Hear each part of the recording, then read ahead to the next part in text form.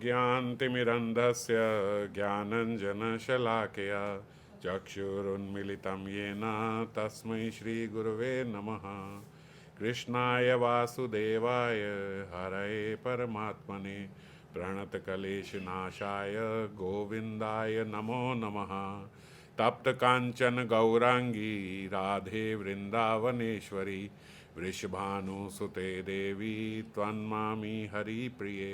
वाञ्छाकल्पतरुभ्यश्च कृपा सिन्धुभय एव च पतितानां पावनेभ्यो वैष्णवेभ्यो नमो नमः। हरे कृष्ण कृष्ण कृष्ण हरे हरे, हरे राम राम राम हरे हरे।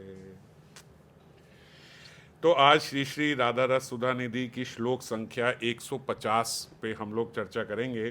पिछले 3 श्लोक से श्रीपाद प्रार्थना कर रहे हैं, स्तुति कर रहे हैं, और इस श्लोक में श्रीपाद को फिर उनकी स्तुति के स्वरूप आगे स्फूर्ति होती है, और उस स्फूर्ति में भी बड़ा सुंदर श्याम सुंदर किशोरी जी का कैसे संबोधन करते हैं और किशोरी जी किस प्रकार उन्हें बोलती हैं कि उनके मन में भी यही था। ये बहुत सुंदर तरीके से बाबा ने इसकी व्याख्या करी। त्वयि श्यामे नित्य प्रणयिनी विदग्धे रस निधो प्रिय भूयो भूयः सुदृढ़ अतिरागो भवतु में इति प्रेष्ठेन उक्ता रमण मम चिते तव वचो वदन्ति इति स्मेरा मम मनसी राधा विलसतु। प्रार्थना कर रहे हैं मम मनसी राधा विलसतु, ऐसा कह रही हैं वह श्री राधा, ऐसी श्री राधा रानी मेरे हृदय में विलास करें। हे श्यामे, हे नित्य प्रणयनी, हे विदग्धे, हे प्रिय, ये चारों संबोधन श्याम सुंदर कर रहे हैं राधा रानी को। त्वयि श्यामे नित्य प्रणयिनी विदग्धे रस निधो प्रिय। हे श्यामे, हे नित्य प्रणयिनी, हे विदग्धे, हे प्रिय रस निधि, तुम में मेरा अनुराग क्रमशः सुदृढ़ हो। श्याम सुंदर किशोरी जी को बोल रहे हैं कि आपके अंदर मेरा अनुराग जो है वो दृढ़ हो, वो बढ़ता रहे, ऐसी आप मेरे पे कृपा करो। श्याम सुंदर किशोरी जी को बोल रहे हैं। प्रियतम कृष्ण की इस बात पर किशोरी जी मृदु हास्य से हंसते हुए उन्हें बोलती हैं, हे रमण, मेरे मन में भी यही बात थी, मैं आपसे यही बात कहने वाली थी, और इतने में आपने मेरे से यही बात कह दी। और ऐसा जब ये दोनों आपस में बात कर रहे हैं तो ये मंजरी स्वरूप में श्रीपाद वहीं पे खड़े हैं, देख रहे हैं और प्रार्थना कर रहे हैं कि जो ऐसे इन दोनों की वार्तालाप हो रही हैं, किशोरी जी जो उनको ऐसे कह रही हैं कि बस आपने एक क्षण पहले कह दिया, उसी मुहूर्त में मेरे भीतर भी वही बात चल रही थी, मैं आपसे कहने ही वाली थी ये बात कि आपके अनुरूप मेरा अनुराग हो जाए ताकि मैं आपकी सेवा कर पाऊँ। इससे पहले आपने कह दिया कि आपके अनुरूप मेरा अनुराग सुदृढ़ हो जाए, बढ़ता रहे। ऐसा जो किशोरी जी उनसे कह रही हैं, श्रीपाद कहते हैं मेरे हृदय में वही किशोरी जी मेरे हृदय में वास करे। ऐसा कहते हुए मेरे हृदय में वही किशोरी जी वास करे, मतलब मैं ऐसा दृश्य देख पाऊँ। तो स्फूर्ति में अभाव जो श्रीपाद को पहले हुआ था, उस अभाव में उनका हृदय विरह आतुर था। हम पिछले 3 श्लोक से चर्चा कर रहे हैं। उत्कंठा से उनके प्राण कातर थे, और जिसके साथ बाबा बताते नित्य संबंध है, उनके अभाव में कातरता आएगी ही आएगी।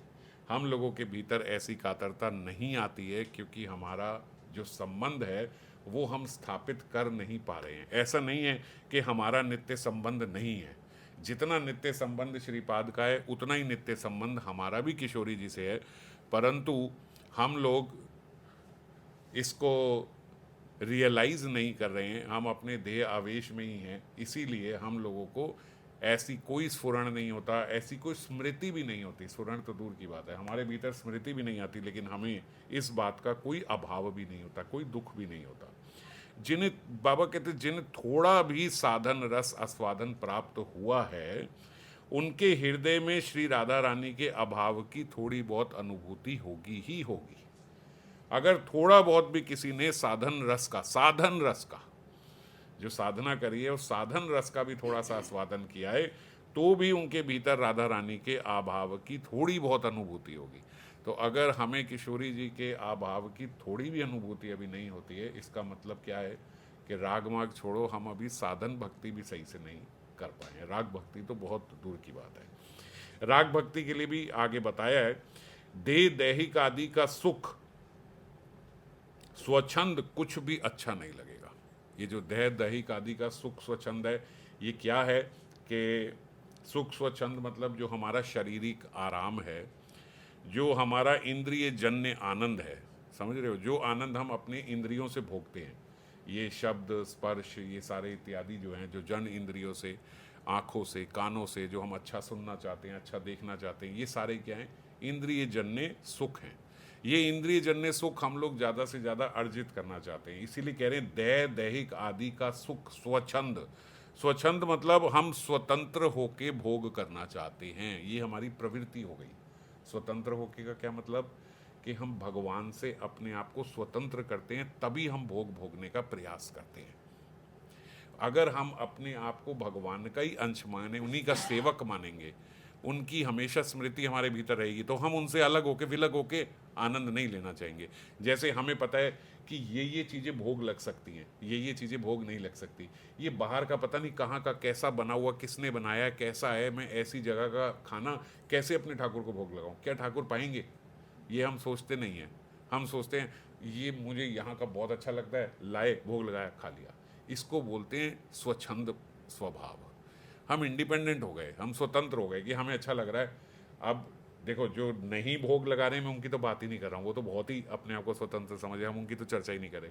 हम किन की चर्चा कर रहे हैं, जो भोग लगाते भी हैं लेकिन स्वतंत्र भाव से लगा रहे हैं। हमें ये बात भीतर से मालूम है कि इनका बना तो पता नहीं खाएंगे, मतलब पता नहीं भी ऐसे बोल रहे हैं लेकिन नहीं खाएंगे, है ना।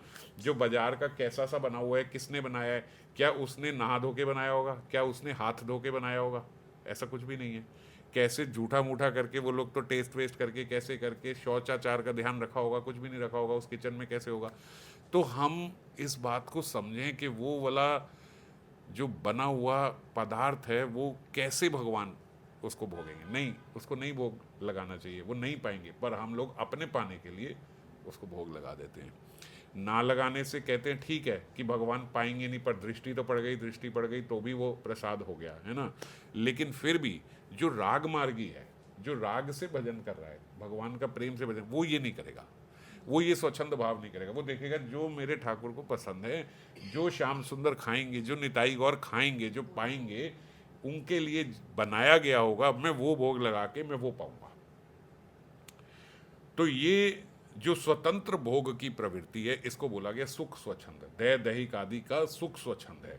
और फिर एक है मन से स्वच्छंद विचार। हमारे में मन में अलग अलग जो एक भगवान से हट के जितने भी विचार आते हैं, विषयों के जो आते हैं कि ये चाहिए, ये चाहिए, ये चाहिए, ये भी तो स्वच्छंद हमारे विचार हैं। तो मन से स्वच्छंद हमारे जो विचार आ रहे हैं, ये सब चीज़ें वो बोलते कि जब हमारा भगवान में मन लगेगा तो बड़ा स्वाभाविकता ये सब चीज़ें हमें अच्छी नहीं लगेंगी, ये सब चीज़ें हमें अच्छी लगना बंद हो जाएंगी। थोड़ा सा भी स्वच्छंद विचार, थोड़ा सा भी स्वच्छंद हमारे एक्शंस, ये सब हमें अच्छे नहीं लगेंगे, हमें लगेंगे ये नहीं, ये नहीं। ऐसा खाना अगर कोई हमें देगा, हम हमारा ऐसे नाखून, नहीं ये नहीं, ये तो खाएंगे ही नहीं, ये तो हमारे ठाकुर जी खाएंगे ही नहीं, तो हम कैसे खाएंगे, बिल्कुल ऐसे स्वाभाविक हो जाएगा। अभी हम सोचते हैं कि अरे चलो भोग लगा के पा तो सकते हैं, कुछ भी हो, हम ठाकुर जी को बिना प्याज लहसुन का अगर भोग लगा रहे हैं, दिखा रहे हैं, तो पाप तो नहीं खा रहे हैं, तो हम ऐसे करके दिखा लेंगे, है ना। तो ये लेकिन खाना स्वच्छंद भाव है, ऐसा नहीं करना चाहिए।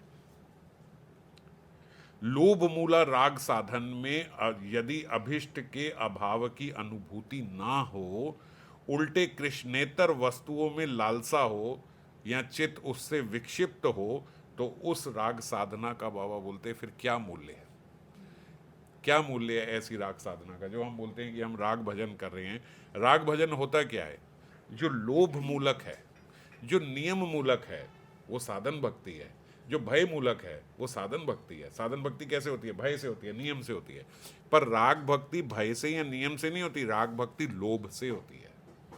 तो लोभ मूलक राग साधन में यदि अभिष्ट के अभाव की अनुभूति ही नहीं है, मैं कहूँ मुझे लोभ तो है लेकिन मुझे उसके जाने से कोई फर्क नहीं पड़ता, लोभ क्या था, कुछ भी नहीं था, प्रेम तो है, क्या ऐसा क्या प्रेम हुआ कि वो चला गया तो हमें उससे कोई फर्क ही ना पड़ा, पता लगा। उल्टे कृष्णेतर वस्तुओं की लालसा से चित्त विक्षिप्त रहता है। अच्छा, और उल्टी बात कि बल्कि सांसारिक वस्तुओं में हमारी लालसा अभी तक बनी हुई है और हमारा चित्त हर समय उधर आकर्षित होता है। तो अगर ऐसा हो रहा है तो बाबा बोलते फिर इस कोटि की राग साधना का क्या मूल्य है, क्या कीमत है इस राग साधना की? कोई कीमत नहीं, ऐसी जीरो है ये। परम भाग्यवान है श्रीपाद जो साधक आवेश में भी श्री राधा माधव दर्शन की लालसा में अधीर प्राण होकर रो रहे हैं, है ना। चाहे वो उनका बाह्यावेश हो चाहे अंतरावेश हो, सब में उनकी लालसा बनी हुई है श्याम सुंदर और किशोरी जी की सेवा करने की, अधीर प्राण ही रहते हैं। इसी समय स्फूर्ति में एक मधुर लीला उनके नेत्रों के आगे फूट उठी। पिछले श्लोक में उन्होंने बड़ी आवेगमयी भाषा में प्रार्थना की थी और उस प्रार्थना के अनुरूप अब स्फूर्ति आंखों में उदित हुई है। स्फूर्ति में क्या देखते हैं? वृंदावन के एक निभृत निकुंज में श्री राधा माधव विलासित है। आज नागरी मणि ने कुंज विलास में अपूर्व रस माधुरी प्रकट करके श्याम सुंदर की सेवा की है। ये सिर्फ लिखने के लिए ऐसा नहीं लिखा जाता, इन बातों को पकड़ना किशोरी जी का कैसा भाव होता है। विलास में भी, कुंज विलास में भी अपूर्व रस माधुरी प्रकट करके किशोरी जी ने श्याम सुंदर की बड़ी सुंदर सेवा की है ना, सेवा रूप से। वे कृष्ण आराधिका है, तभी उनका नाम है श्री राधा। ऐसी कृष्ण आराधना और कोई नहीं जानता। परम महान प्रेमवती हैं श्री राधा। वे मादन आखे रस के उपचार से श्याम की आराधना करती हैं। मादन आखे इनके अंदर ही केवल भाव है और किसी के अंदर ये मादन आखे रस है ही नहीं। तो जो इनकी सेवा है, ऐसी सेवा कोई कर पाता ही नहीं, क्योंकि सेवा भाव से होती है ना। सेवा अंगों से नहीं होती, सेवा भाव से होती है। भगवान भावग्रही है, ये हम कितनी बार चर्चा करते हैं ना। आप भी भगवान के आगे भोग रख रहे हो, सिद्ध महात्मा भी भगवान के आगे भोग रख रहे हैं, मगर उनके हम सुनते हैं कि भगवान स्वयं आके पा जाते हैं। हमारे यहाँ ऐसा नहीं होता। क्यों नहीं होता? क्योंकि भाव की कमी है। हम केवल नियम से रख रहे हैं और वो पूरे भाव के साथ रख रहे हैं। तो जब भाव से खिलाया जाता है तो ठाकुर पाते हैं।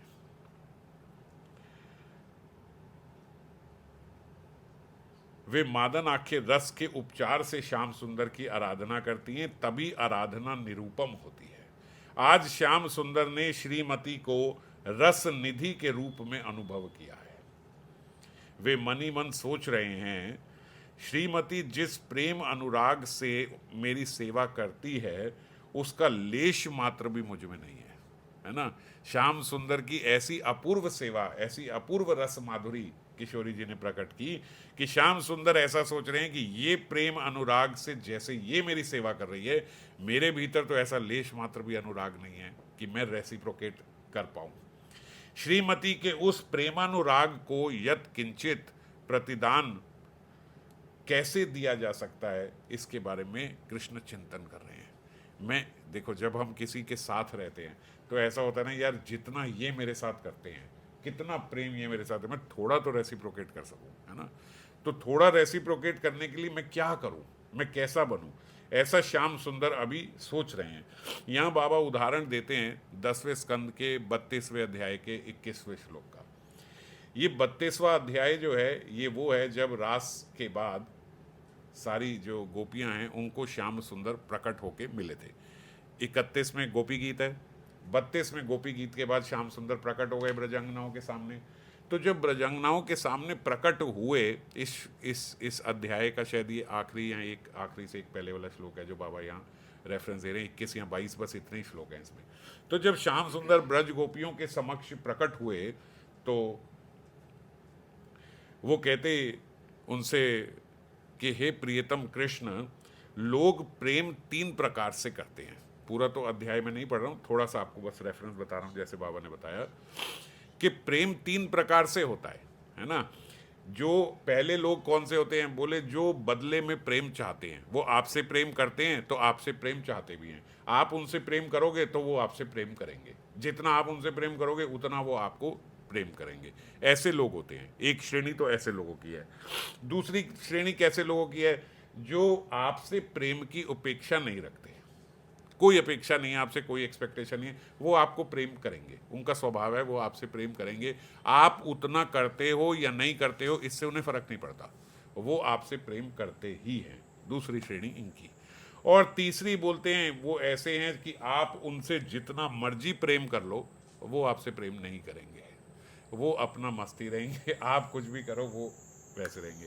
तो जो ब्रजांगनाएं हैं वो उस समय दुखी थी, गोपी गीत गाया, इतना इतनी इतनी तड़पी, इतनी विरह वेदना हुई, उसके बाद श्याम सुंदर आके वहाँ पे मिल गए। तो जब एकदम जब इतनी वेदना किसी को हो, देखो हम क्या होता है, अगर मान लो कोई बच्चा कहीं खो गया, या चलो आज जैसे कोई बच्चा लेट हो जाता है, फ़ोन नहीं करता है ना, तो जब वो 1 घंटे बाद आ जाए, अब 1 घंटे में हमारे भीतर पता नहीं नाना प्रकार के विचार आते, क्या हुआ होगा, क्या हुआ होगा, फ़ोन नहीं उठा रहा, ये नहीं कर रहा, वो नहीं कर रहा, वो नहीं करता, तो हम कामना ये कर रहे होते कि बस आ जाए, बस आ जाए। पर जैसे ही आएगा हम उसको एक थप्पड़ मार देंगे, हैं, कि फ़ोन नहीं कर सकता था, तो गुस्सा करेंगे। अब असल में तो हम खुश हुए हैं, खुश हुए ना उसको देख के कि अच्छा हुआ आ गया, कुछ नहीं हुआ, बिल्कुल ठीक है, मगर मारेंगे 2 थप्पड़। समझ गए इस भाव को? प्रसन्नता है पर रोष व्यक्त कर रहे हैं कि क्यों नहीं बताया। तो अब क्या है, गोपियों के समक्ष कृष्ण प्रकट तो हो गए गोपी गीत के उपरांत, अब पूरी गोपी गीत में वो यही रो रही हैं, आ जाओ आ जाओ आ जाओ, वो आ गए, अब आ गए, अब उन्हें गुस्सा आ रहा है कि गए क्यों थे, तो गए, अब वो यही चाहती थी कुछ ना हो बस आ जाए, और जैसे ही आए तो गुस्से में अब क्या करें, तो श्याम सुंदर से उन्होंने ये 3 प्रश्न पूछे कि 3 प्रकार के लोग होते हैं प्रेम करने वाले। पहला, बराबर का प्रेम करते हैं, जितना करो उतना करेंगे। दूसरा, वो करेंगे चाहे आप करो ना करो, और वो बोलना ये चाहती थी कि तीसरे प्रकार के आप हो। और तीसरा उन्होंने बोला, तीसरा और आखिरी बोलते हैं उनसे जितना मर्जी कर लो ना, उन्हें कोई फर्क नहीं पड़ता, वो अपना ही रहेंगे जैसा उन्हें रहना है। तो गोपियों को कहना यही था, तो लेकिन बोल ऐसे रही हैं। अब बताओ इनमें से कौन सा सच्चा प्रेम है और आपका कौन सा है, और ये भी बताना कि श्रेष्ठ कौन सा है। तो वो ऐसा पूछना चाह रही है कि पहले तो श्रेष्ठ कौन सा है ये भी बताना, और आपका कौन सा है ये भी बताना। अब कृष्ण को पूरा फंसा लिया उन्होंने कि आप बोलो, पर कृष्ण है, उनके भीतर सच में बहुत प्रेम है ना। ये तो गोपियां रोष में पूछ रही हैं, तो कृष्ण उनको उत्तर देके बोलते थे कि देखो गोपियों, आपने मेरे से जो 3 प्रकार के लोग पूछे, मैं पहले वो बता देता हूँ। आपने पहला पूछा कि वो जो उनके साथ जितना प्रेम करो वो आपसे उतना प्रेम करेंगे, आप प्रेम करो वो करेंगे, आप प्रेम बंद कर दो वो प्रेम बंद कर देंगे। ऐसे लोग प्रेमी नहीं है, व्यापारी हैं, इनको मैं प्रेम की श्रेणी में मानूंगा ही नहीं। ये तो व्यापार कर रहे हैं, आप उनके साथ करोगे वो आपके साथ करेंगे। अधिकतर हम देखते हैं कलयुग में ऐसा ही प्रेम होता है, you scratch my back I will scratch yours. आप मेरे से करोगे मैं आपसे करूंगा, आप मेरे से नहीं करोगे मैं आपसे नहीं करूंगा। तो ये वो बोलते हैं कि ये प्रेम नहीं, ये प्रेम नहीं, ये व्यापार है। दूसरा आपने कहा कि आप करो या नहीं करो वो आपसे प्रेम करेगा, वो आपसे प्रेम करते ही हैं, चाहे आप उनसे उतना रेसिप्रोकेट नहीं भी कर पाते वो तब भी करते हैं। तो वो बोले कि गोपियों, ऐसा प्रेम तो यह माता पिता में देखा जाता है, या गुरुजन में देखा जाता है, गुरु में देखा जाता है। देखो माता पिता से बच्चा करे या नहीं करे, मगर उनका वात्सल्य होता ही है, वो प्रेम देते ही हैं, वो उनका भला ही चाहते हैं। ऐसे ही गुरु, आप करो या नहीं करो वो आपका सर्वत्र भला ही चाहते हैं। आप कितनी कम सेवा करने वाले भी होते हैं गुरु की, ज़्यादा सेवा करने वाले भी होते हैं, बहुत प्यार करने वाले भी होते हैं कम, लेकिन हम देखते हैं गुरु का एक ही भाव होता है अपने सब शिष्यों के प्रति, सबका मंगल कल्याण ही सोचते हैं, सबसे प्रेम करते हैं। तो दूसरे तो वो होते हैं।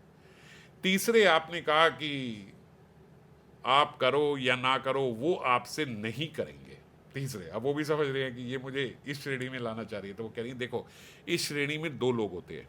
एक तो अहंकारी व्यक्ति होता है जो केवल अपने देह से ही प्रेम करता है ना, तो आप उससे जितना मर्जी करो वो नहीं करेगा, उसको केवल मैं और मेरा देह बस यही प्यारा है। और दूसरे इसी श्रेणी में ज्ञानी और आत्माराम भी होते हैं। जो ज्ञानी और आत्माराम है वो अपने में ही रमण करते हैं, वो आत्मा आनंद में रहते हैं। ऐसे कई संत महात्मा आत्माराम कि आप उनकी जितनी मर्जी सेवा करो वो आपसे ऐसा नहीं दिखाएंगे कि वो आपसे प्रेम कर रहे हैं। आप उनको गाली बक के आ जाओ वो तब भी ऐसे रहेंगे कि कोई बात नहीं। आप उनको बहुत अच्छा बोलो, बहुत सेवा करो, वो तब भी आपके साथ न्यूट्रल ही रहेंगे, क्योंकि वो यहाँ है ही नहीं, वो अपने आत्मा आनंद में है। तो 2 प्रकार के लोग होते हैं जो इस तीसरे में होते हैं। अब गोपियां का प्रश्न का उत्तर तो अभी भी नहीं आया, तत्व चर्चा सुनने तो वो बैठी नहीं थी, गुस्से में है, उनसे सुनना चाह रही हैं, तो वो उनकी तरफ देख रही हैं और वो भी देख रहे हैं। तो अब वो बोलते हैं देखो बड़ी विनम्रता से मेरी बात समझो, इन तीनों श्रेणियों में मैं नहीं हूँ। मेरा प्रेम इन तीनों में नहीं है। मेरा कहाँ है? बोलते मैं आपसे कैसा प्रेम करता हूँ, अगर आप ये जानना चाहते हो तो समझो, ना पारिये अहम निर्वद्य संयुजम। मेरा कैसा प्रेम है? बोले मैं, अगर मुझे ब्रह्मा की आयु भी दे दी जाए तो उस ब्रह्मा की आयु में भी मैं तुम लोगों के जैसा असाधारण पवित्र व्यवहार का प्रत्युपकार करने में असमर्थ हूं। हे गोपियों, हे ब्रजंगनाओं, तुम मेरे से जितना प्यार करती हो, अगर तुम सोचो कि मैं उतना प्यार तुमसे करूं तो ब्रह्मा की आयु भी मुझे मिल जाए ना तुम्हारे आगे, तो भी मैं उस तन मात्रा में, उस मात्रा में तुम्हें वापस प्रेम नहीं कर पाऊंगा जितना तुम मुझसे प्रेम करती हो। कारण मेरे साथ तुम्हारा प्रेममय संयोग जो है वो अति निष्काम है। इतनी निष्कामता के साथ मेरे से किसी ने प्रेम नहीं किया। आपका प्रेम बिल्कुल निष्काम है, कोई काम नहीं है आपका मेरे से, लेकिन आपका जो प्रेम है वो बिना किसी कारण के मेरे से है। तुम्हारे चित्त स्वप्न में भी मेरे अतिरिक्त अन्य किसी वस्तु का स्पर्श नहीं करते। ऐसे तो छोड़ो, आपके पति हैं, सब कुछ हैं, मगर तब भी आपके देह मन दोनों ही अति पवित्र हैं। और स्पर्श, आप बोलते स्वप्न में भी किसी का स्पर्श नहीं करती, केवल मेरा ही चिंतन करती हो। लौकिक पारलौकिक लोक मर्यादाओं की जो श्रृंखला है ये अछेद्य होती है। जब कोई गृहस्थी में होता है तो उसके गृहस्थ के जो लोग होते हैं, आसपास के जो लोग होते हैं, उसमें उनकी अटैचमेंट हो ही जाती है, उसमें वो बंध ही जाते हैं अपनी फैमिली के में और उसमें। मगर वहाँ भी कहीं आपका ना इस लोक में ना परलोक में, ऐसा भी नहीं है पुण्य कर्मों में आपका कोई वो है, यहाँ जाएंगी तो हमें पाप लगेगा, ये होगा, कुछ नहीं सोचते हो। लौकिक पारलौकिक लोक मर्यादाओं की श्रृंखला ये सब तोड़ के आना, लोक मर्यादा भी है ना, क्योंकि सब अपने अपने घर गृहस्थी में, वो लोक मर्यादा तुम्हारे आगे कुछ नहीं है, वो सारी श्रृंखला अछेद्य कर दी। पर तुम सबने अपने प्रगाढ़ अनुराग से उस श्रृंखला को सम्यक रूप से छिन कर कर परम अनुराग के साथ मेरे आत्मसमर्पण किया है मेरे प्रति। इधर तो इतना आत्मसमर्पण जो तुम्हारा है, और मैं तुम्हारे अन्य अतिरिक्त अन्यत्र भी प्रेम युक्त हूँ। तुम्हारा मेरे से इतना प्रेम है कि स्वप्न में भी किसी और का नहीं सोचती। और अगर अब उधर दूसरी साइड मुझे देखो, कृष्ण कहते हैं, तो तुम्हारे अतिरिक्त अन्यत्र भी मैं प्रेम युक्त हूँ। मेरा ऐसा नहीं है कि मैं केवल तुमसे ही प्रेम करता हूँ, मैं तो बहुत लोगों से प्रेम करता हूँ। तो मेरा प्रेम बटा हुआ है, बहुत सारे लोग हैं जिनसे मैं प्रेम करता हूँ, पर तुम केवल मुझसे करती हो। समझ गए बात को? इसीलिए तुम्हारे प्रति मेरी प्रीति जो है वो खंडित है। कृष्ण कह रहे हैं मेरी प्रीति तुम्हारे प्रति जो है वो खंडित है, क्योंकि वो बहुत सारी जगह है, पर तुम्हारी जो है वो सदा अखंड है। तो गोपियों, अतएव तुम सबके परम अनुरागमय व्यवहार के प्रत्युपकार में असमर्थ होकर मैं केवल ऋणी ही रहूंगा। अंत में जो वो पूछना चाह रही हैं कि आपका प्रेम कैसे है, तो बोले मेरा प्रेम ऐसा है कि आपका प्रेम अखंडित है, मेरा प्रेम खंडित है। मैं आपका प्रत्युपकार कर ही नहीं सकता हूं, जितना आप मुझसे करती हो मैं कभी उतना रेसिप्रोकेट नहीं कर पाऊंगा। इसीलिए मैं सदा सदा सदा के लिए आप लोगों के प्रेम का ऋणी रहूंगा। जब तक आप हो, मैं हूं, और ये तो हैं ही, तब तक मैं आपका ऋणी ही हूं, मैं कभी इसका प्रत्युपकार नहीं कर पाऊंगा। ऐसे ही इसी बात को लेके आज कुंज लीला में श्री राधा का प्रेम अनुराग देखकर आत्महारा होकर भगवान श्री कृष्ण प्रार्थना कर रहे हैं। उनकी वह अनुरागमय प्रार्थना ही इस श्लोक में प्रस्तुत हुई है। आज भी वो ऐसा ही सोच रहे हैं जैसा उन्होंने वहां सोचा था। ये रेफरेंस क्यों लिया कि जैसे वो वहां पे कह रहे हैं कि मैं आपका प्रत्युपकार नहीं कर सकता हूं, है ना, मैं आपका ऋणी रहूंगा। आज भी किशोरी जी का प्रेम अनुराग देखकर आत्महारा हुए कृष्ण यही कह रहे हैं कि तुम जितना करती हो मैं उसका लेश मात्र भी नहीं कर सकता। इसीलिए आज प्रार्थना करते हैं किशोरी जी से। कुंज विलास के अवसान पर श्री युगल विलास सैया पर बैठे हैं। श्रीपाद किंकरी रूप में वहाँ पे जलदान, तांबुल अर्पण, वीजन आदि सेवाओं में रत हैं। अंदर मंजरी गई है, ये सब सेवाएं कर रही हैं। श्याम सुंदर अनुराग से भरकर किशोरी जी से प्रार्थना कर रहे हैं, हे श्यामे, हे नित्र प्रणयिनी, हे विदग्धे, हे प्रिय, तुम ऐसी कृपा करो कि तुम में मेरा अनुराग पुनः पुनः वर्धित हो। ये पुनः पुनः मेरा अनुराग आपके प्रति बढ़ता जाए, ऐसी कृपा करो। अपनी प्रार्थना में कृष्ण बाबा बोलते, ये जो 4 संबोधन दे रहे हैं, श्यामे, नित्र प्रणयिनी, हे विदग्धे और हे प्रिय, ये जो 4 संबोधन दे रहे हैं, बाबा बोलते ये 4 संबोधन ये ऐसे ही नहीं दिए गए हैं, इनमें रहस्य निहित है, राधा अनुराग का रहस्य। सबसे पहले कहते हैं हे श्यामे। क्यों कहा हे श्यामे? बोलते क्योंकि तुम श्याम नायिकाओं की शिरोमणि हो। श्याम नायिका होती हैं, है ना, ये हमने चर्चा करी हुई है। वो श्याम नायिकाओं के क्या लक्षण होते हैं ये यहाँ पे बताए गए। शीतकाले भवेद उष्णा, ग्रीष्मे च सुख शीतला। क्या लक्षण है? शीतकाले भवेद उष्णा, सर्दी के मौसम में जो अपने प्रिय को उष्णा देती है। सर्दी के मौसम में जो उनका बॉडी का टेम्परेचर ऑटोमेटिकली गर्म हो जाता है कि जब उनको स्पर्श करेंगे तो आनंद मिलेगा। अब ये जो हम सिर्फ सोचते हैं कि बस बॉडी का टेम्परेचर ऐसा हो जाता है, ऐसा नहीं है। राधा जी का देह जो है, किशोरी जी का, वो साक्षात प्रेम की ही मूर्ति है ना। तो प्रेम से ही चेतन है जो उनका देह है। इसीलिए उनका अंग स्पर्श कृष्ण के भावों के अनुसार स्वयं को परिवर्तित कर देता है। जब आप सर्दी में हो तो आप थोड़ी वार्म, थोड़ी गर्म चीज को स्पर्श करना चाहते हो। कृष्ण का भाव ये है, किशोरी जी का इतना प्रेम है, महाभाव उनके भीतर ऐसा प्रस्तुत है कि जो श्याम सुंदर के मन का भाव है ना, भाव हमारा महाभाव की, आपके भाव के अनुरूप मेरा भाव हो जाए, उसको महाभाव बोलते हैं। एक भाव होता है जो यहाँ पे हम कल चर्चा कर रहे थे, भाव और प्रेम की अवस्था होती है। एक वहाँ महाभाव होता है, मेरा भाव, मैं अपने भाव से आपकी सेवा कर रहा हूं। महाभाव की मैं आपके भाव से, मेरा वैसा ही बिल्कुल देह बन जाएगा जैसा आपका भाव है, वो महाभाव है। तो ये महाभाव से निर्मित जो देह है, ये कैसा है कि अगर सर्दी है तो वो देह गर्म हो जाएगा। शीतकाले भवेद उष्णा, और ग्रीष्मे च सुख शीतला, ऐसे ही गर्मी में ये सुख शीतल देने वाला ऐसा वदन हो जाएगा, ठंडा। पद्म गंधी मुख यस्या, जिसके मुख कमल की जो सुगंध है वो कमल के समान है। अब ये जो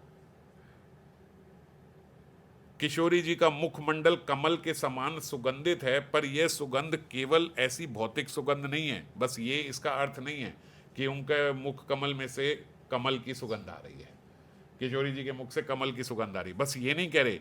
यह प्रेम की सुगंध है जो कृष्ण के हृदय में बस जाती है।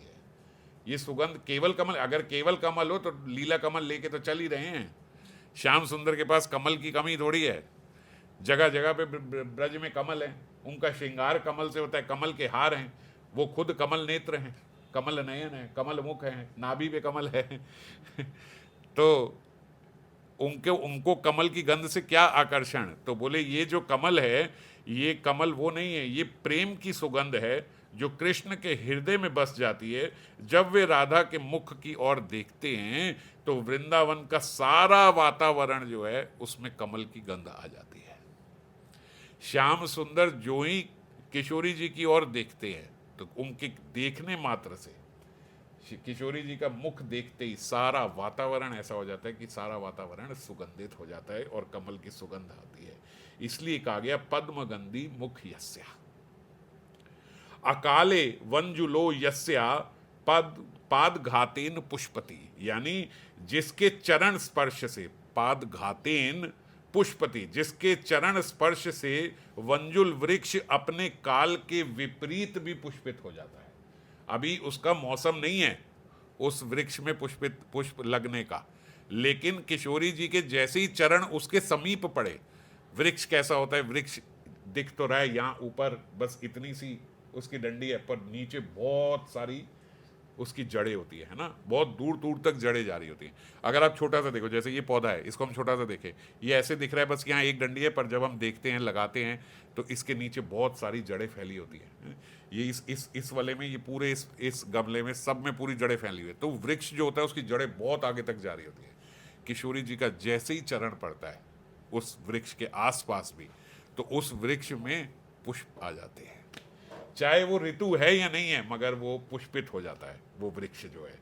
तो इसीलिए यहाँ पे ऐसे संबोधन के साथ बोल रहे हैं किशोरी जी को, अकाले वंजुले यस्य पद घातेन पुष्पति। ऋतु के भार होके भी उसमें फूल आ जाते हैं। फिर क्या कहते, मुख श्वास वकुलहा, यानी उनके मुख से जो श्वास निकल रही है वो ऐसी है कि वकुल वृक्ष जो होते हैं वो खिल होते हैं, वकुल वृक्ष भी होते हैं और वकुल पुष्प भी होते हैं। उनके मुख से जब श्वास निकलती है तो पुष्प जो हैं आसपास के वो सारे खिल जाते हैं। कहीं भी कोई भी कैसा भी वृक्ष हो, कहीं भी कोई भी कैसा भी पौधा लगा हो, कुछ भी हो, सारे वातावरण में किशोरी जी के सांस लेने से ही जहां वो जाती हैं वहां पे पुष्प खिल जाते हैं। ऐसी उनकी श्वास है।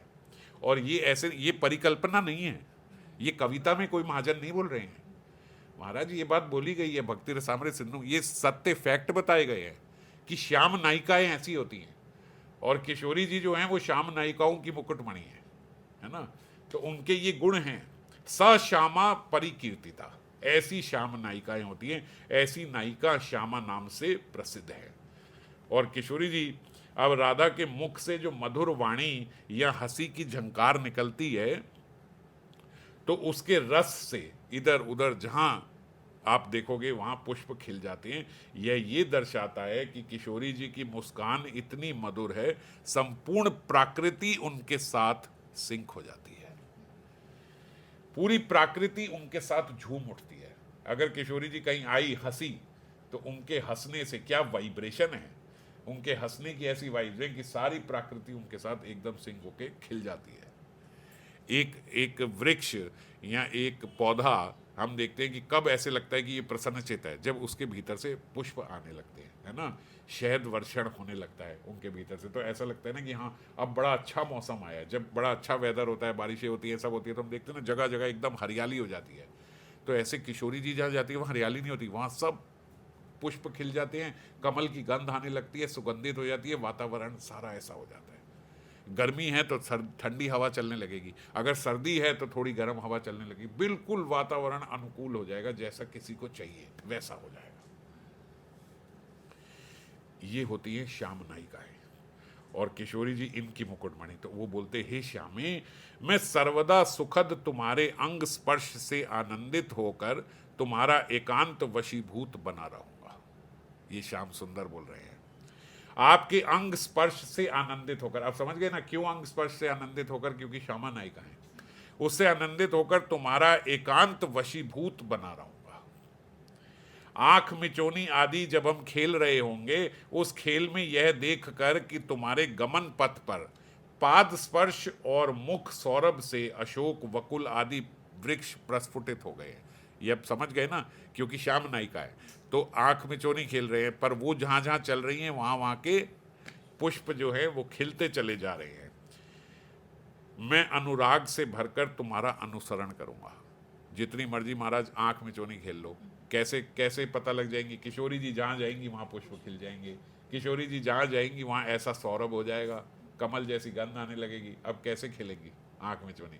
तो कह रहे मैं अनुराग से भरकर वहीं आपके पीछे पीछे अनुसरण करूंगा। हम आंख मिचोनी खेल रहे होंगे तो आप तो ऐसे ही मिल जाओगी। तुम्हारे गुणों से तुम्हारे प्रति मेरे अंतर का अनुराग निरंतर बढ़ता रहेगा। हे नित्य प्रणयिनी। नित्य प्रणयिनी संबोधन में कुछ तत्व का भी संकेत है। ब्रज में परोड़ा कांताएं 3 प्रकार की होती हैं, ये हमने शायद पहले भी चर्चा करी थी। साधनपरा, देवी और नित्य प्रिया। साधनपरा कौन है? ये वो गोपियां हैं जो साधना द्वारा प्रेम को प्राप्त हुई हैं। देवी कौन है? देवी देवलोक की भी होती हैं, जो देवियां होती हैं, और जब यहाँ पे भगवान लीला के लिए आए तो ब्रह्मा जी ने कुछ देवियों को भेजा भगवान की सेवा के लिए, उनको भी लीला में देवी कहा जाता है, जो ये यहाँ पे आई। और नित्य प्रिया कौन होती हैं? ये वे हैं जो अनादि नित्य स्वरूप से श्री कृष्ण की संगिनी है। जो सदा सेवा में रहती हैं, कभी उत्पन्न हुई नहीं है, वो हैं ही, वहीं हैं, नित्य प्रियाएं हैं उनकी।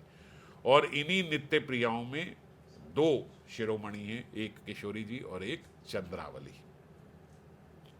इन दोनों में से महाभाव स्वरूपिणी श्री राधा ही सभी गुणों में वरीयसी है, उनसे श्रेष्ठ है किशोरी जी। हे राधे। अच्छा, चैतन्य चरितामृत के माध्यम से फिर बाबा यहाँ पे जो एक रेफरेंस दे रहे हैं, ये हमने पहले भी कई बार चर्चा करी है, मैं जल्दी से एक बार बता देता हूँ।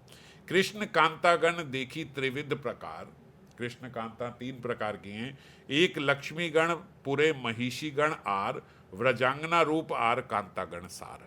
3 प्रकार से होती है ना, ये हमने सुना है। एक तो लक्ष्मी गण हो गई जो ऐश्वर्य में है, दूसरी द्वारका में हो गई जो उनकी महिषियां हैं, जो पत्नियां हैं, और तीसरी ब्रजांगना स्वरूप यहाँ पे।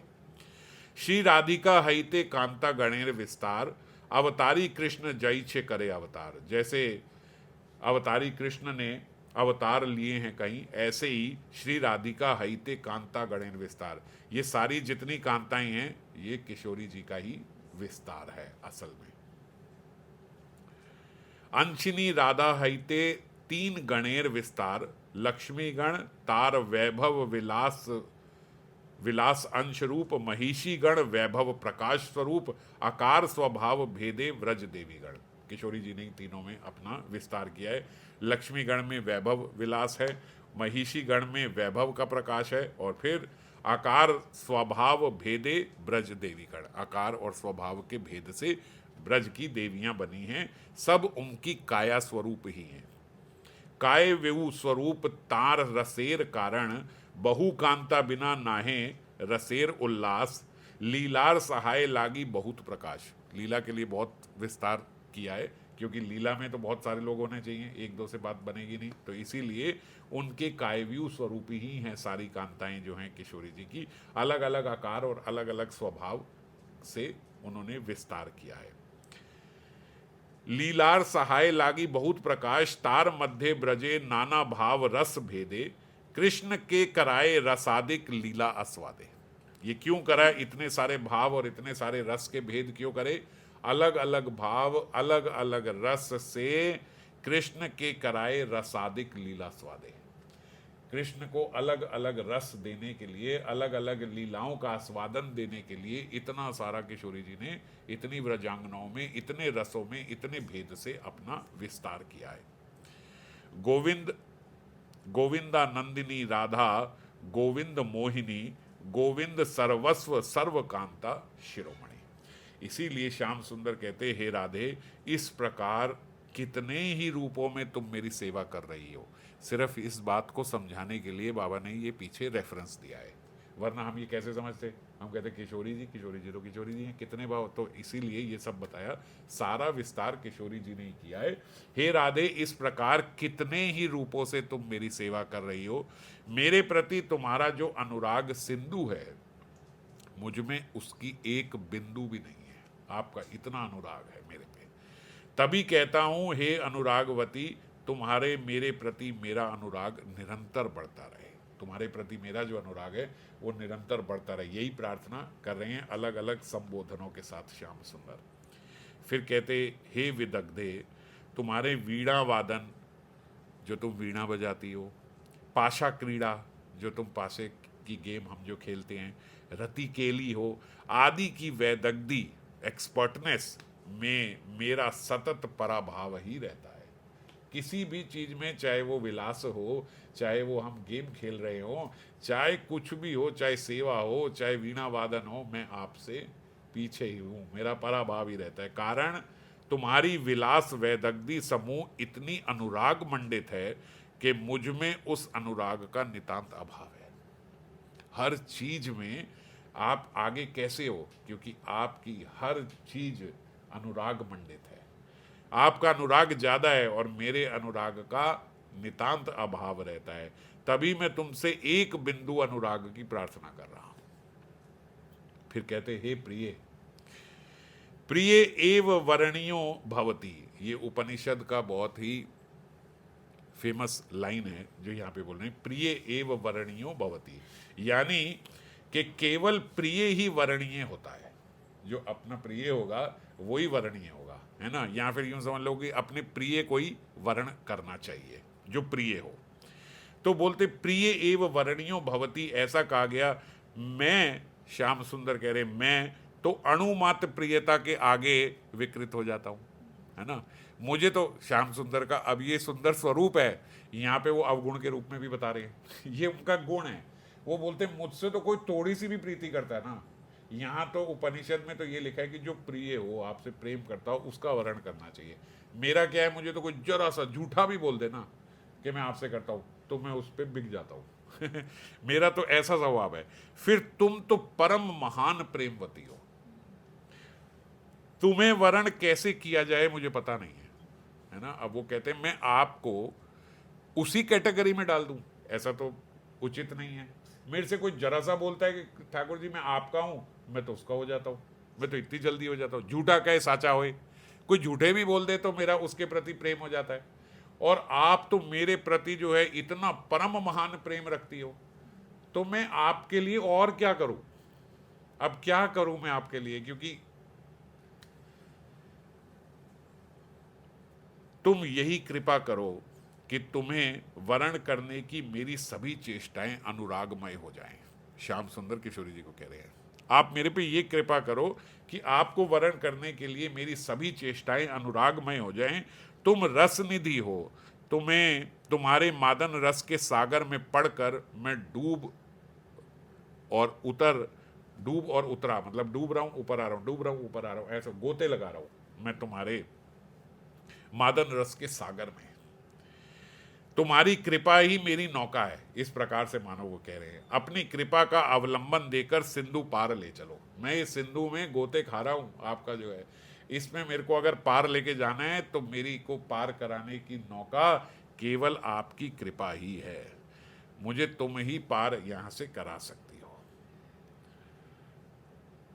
तुम रस निधि हो, तुम्हारे मादन रस के सागर में पड़कर मैं डूब उतरा रहा हूं। मतलब यहाँ कृष्ण राधा को रस निधि यानी रस का भंडार कह रहे हैं, रस का भंडार, रस का सिंधु, और अपने को उस मादन रस महाभाव के सागर में डूबा हुआ उतरा हुआ ऐसा मान रहे हैं, है ना, जो उनके महाभाव का सागर है।